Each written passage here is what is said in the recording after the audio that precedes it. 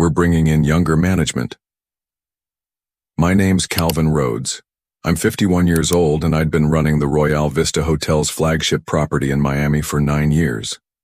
Mason Clark, the regional director, sat across from my desk with that corporate smile that never reached his eyes. Behind him stood Trevor Sims, 28 years old, fresh MBA, probably making half what I made. Cost efficiency is key in today's market, Mason continued, sliding a folder across my mahogany desk. You've done excellent work here, Calvin, but we need to adapt. I looked at the severance package. 2 weeks' notice, standard exit clause. Nothing vindictive, just cold business math. The Champions League final was scheduled in London in 14 days.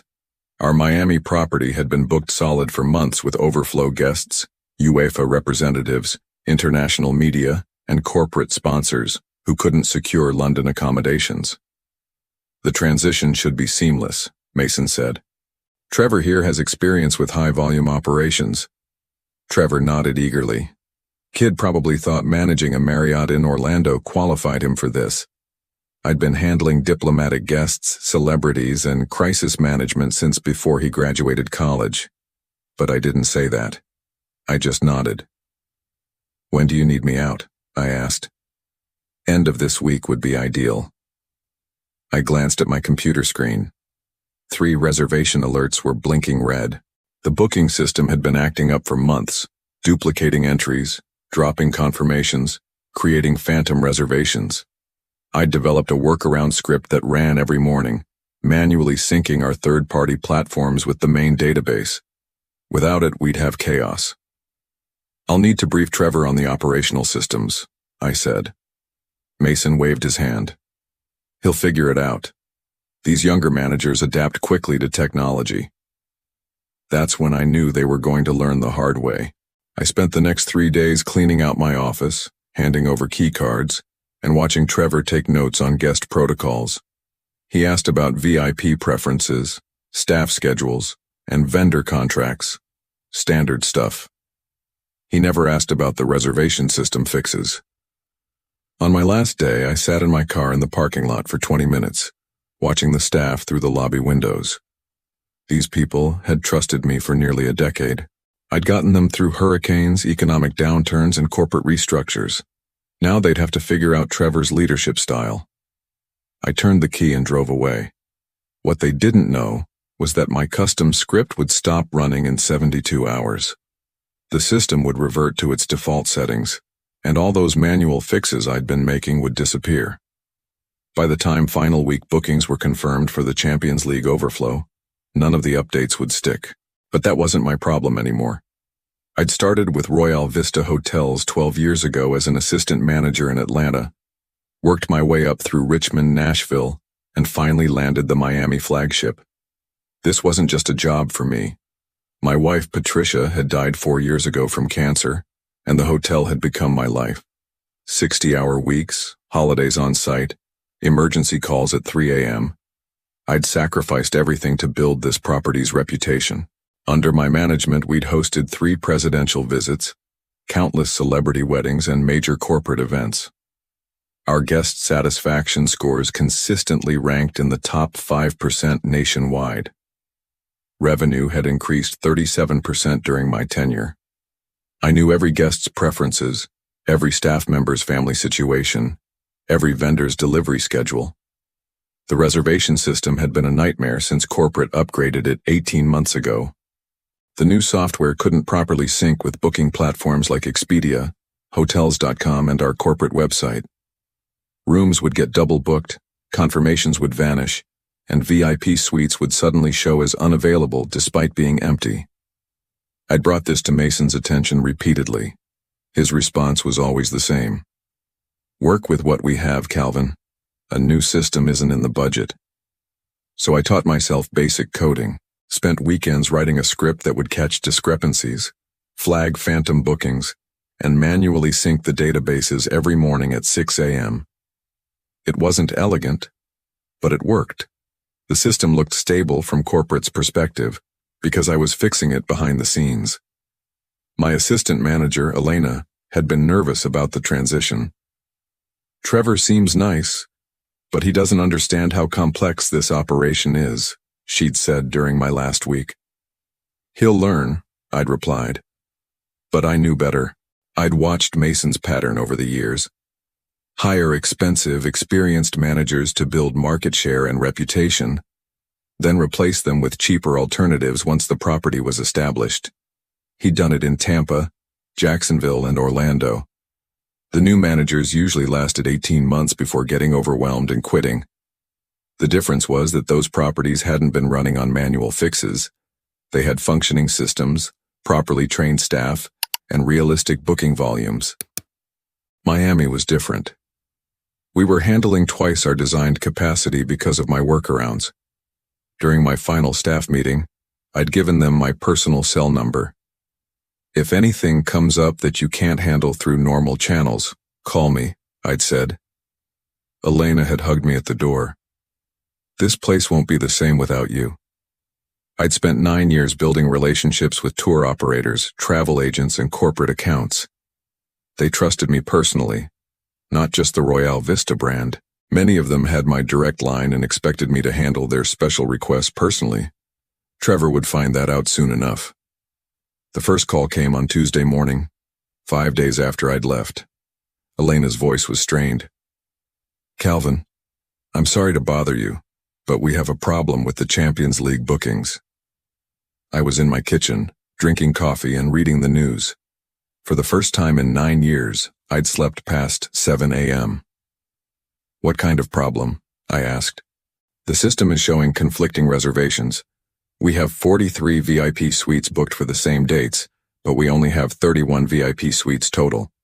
Trevor says it's just a display error. I closed my eyes. My script hadn't run in 5 days. The system was reverting to its broken default state. Have you tried running a manual sync? I asked. Trevor doesn't know what that means. He said corporate will send a tech team next week.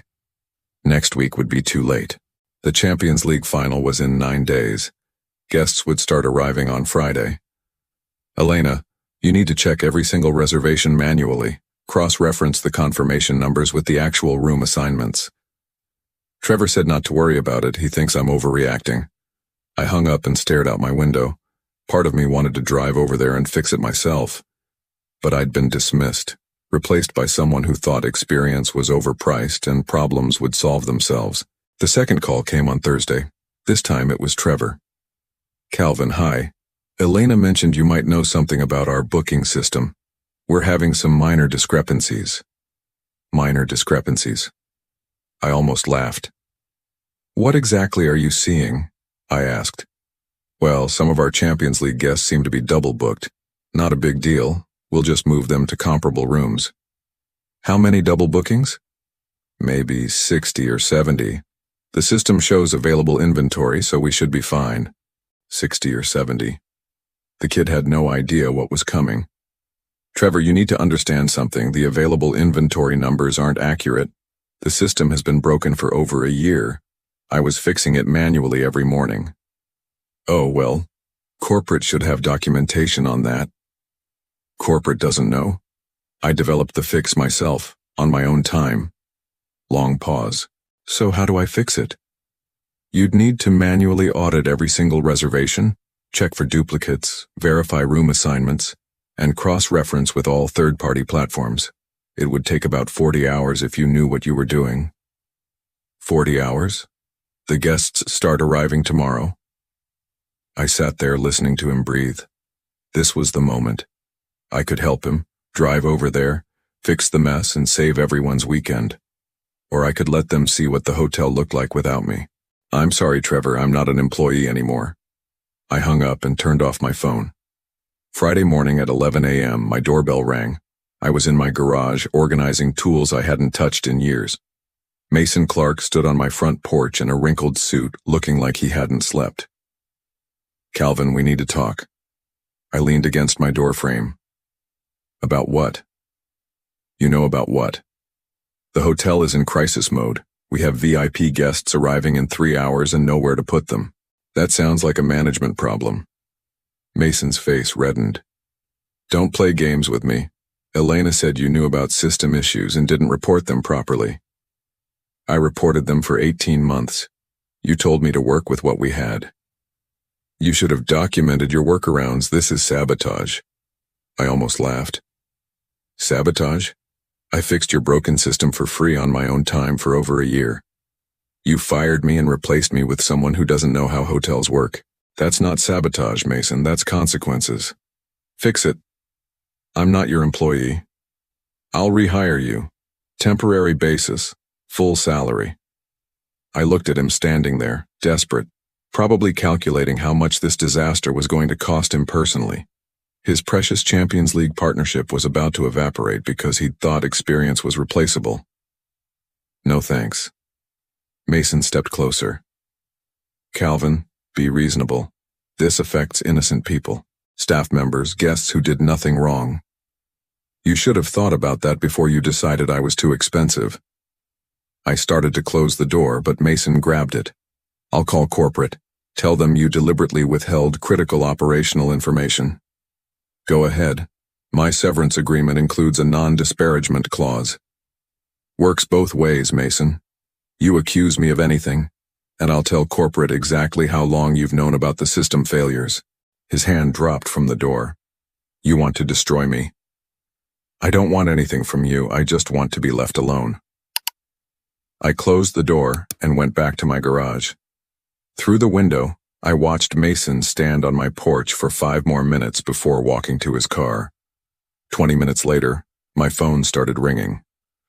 Unknown numbers, probably corporate executives or angry guests. I let them all go to voicemail. By 2 p.m., the calls had become constant. I finally listened to one of the messages, a heavily accented voice, probably UEFA's travel coordinator, speaking rapidly about missing reservations and legal obligations. I deleted it without finishing. At 4 p.m., Elena called from her personal phone. Calvin, it's worse than we thought. The lobby is full of people with confirmation numbers for rooms that don't exist. Trevor locked himself in the office. Mason is screaming at everyone. Some of the guests are threatening lawsuits. How many people are affected? Over 200. Corporate executives, UEFA officials, international press. They're all here for the Champions League coverage. Some of them flew in from Europe specifically because we guaranteed accommodations. I could hear shouting in the background, multiple voices, different languages. What's Trevor doing? He called corporate, but it's Friday afternoon. Nobody's answering. He tried to manually reassign rooms, but he doesn't understand how the system works. He's made it worse. Made it worse how? He accidentally canceled reservations for guests who are already checked in.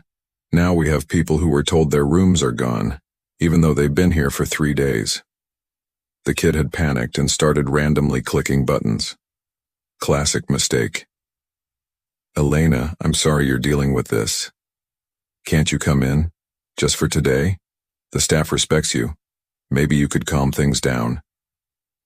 I looked out my window at the palm trees swaying in the afternoon breeze. For 9 years, every Friday afternoon had been spent preparing for weekend arrivals, checking VIP protocols, confirming special requests. Now I was watching birds and thinking about dinner plans. I can't do that, Elena. Why not? Because the moment I walk through that door, Mason will claim I'm responsible for fixing this.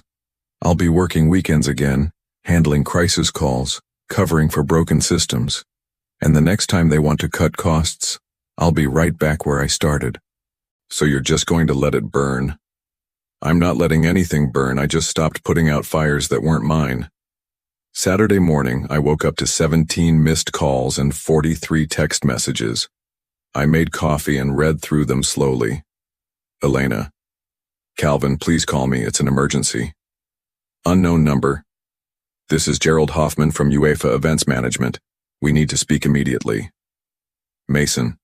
Answer your damn phone. Trevor. I'm begging you, please help us. The last text was from Patricia's sister Julia, who lived in Tampa.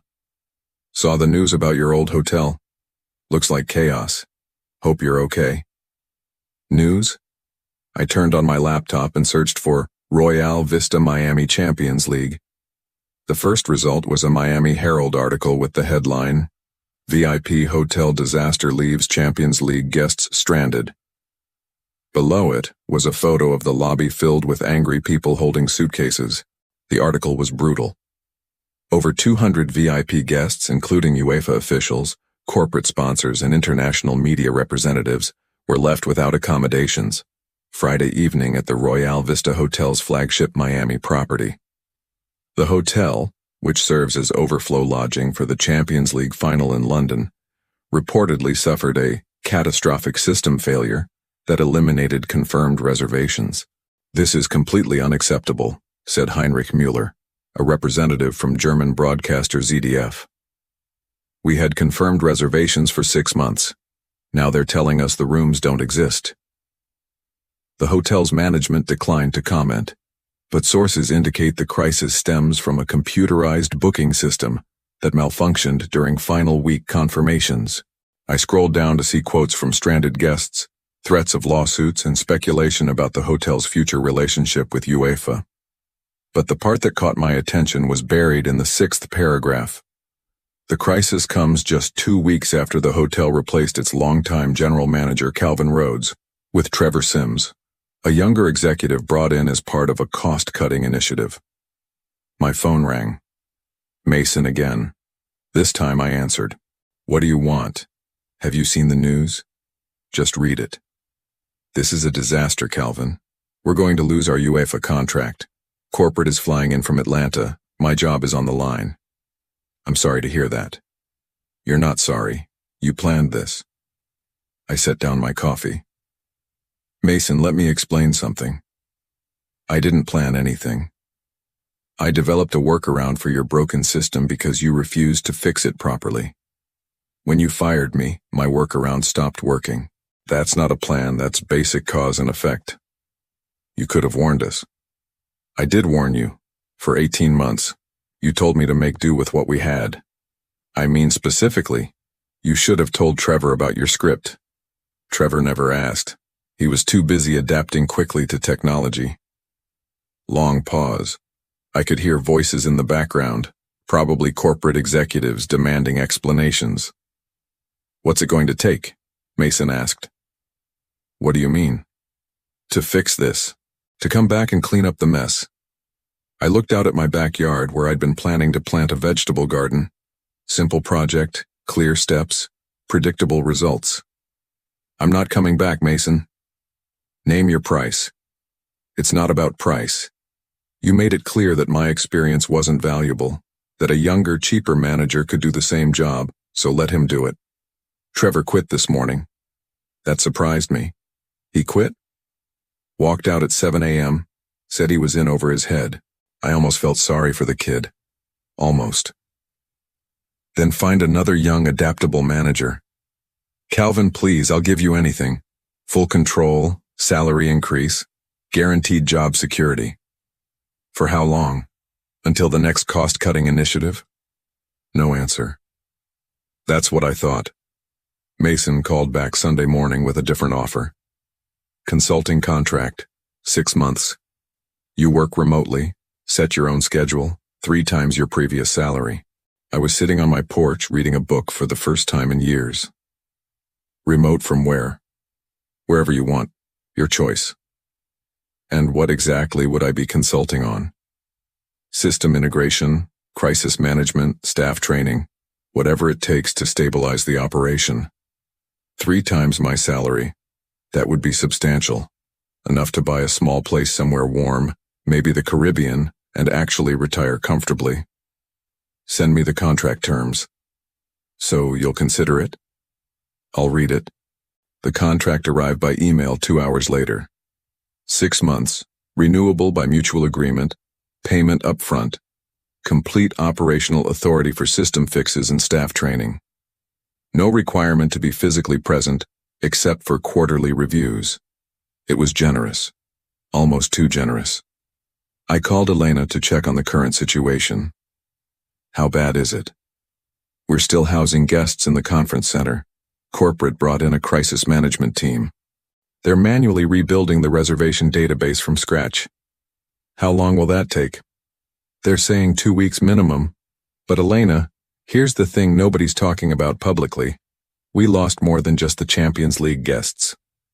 What do you mean? Word got out to our regular corporate accounts. 3 major companies canceled their annual conferences. 2 wedding parties moved to other venues. The damage isn't just this weekend. I'd suspected as much. Hotel reputation crises spread quickly through industry networks. Travel agents, event planners, corporate travel departments. They all talk to each other. What's the financial impact? I heard Mason telling corporate it could be over $2 million in lost revenue, plus penalties for the UEFA contract violations. $2 million. That was roughly what they'd save in salary costs by replacing me with Trevor. Except now they'd lost both the savings and the revenue. Elena, hypothetically, if I were to help fix this remotely, what would you need most? Honestly, we need someone who understands the whole system. Not just the technology, but the relationships. Half our VIP accounts were calling for you personally. They don't trust the hotel anymore, but they trust you. That gave me an idea. I spent the rest of Sunday reading industry publications and making quiet phone calls to contacts I'd built over the years. Travel agents, event planners, corporate account managers. The word on the street was exactly what I'd expected. Royale Vista Miami was radioactive. No one wanted to risk booking there until they proved they could handle complex events reliably. But several people mentioned something interesting. If Calvin Rhodes was personally guaranteeing the service quality, they might consider giving the property another chance.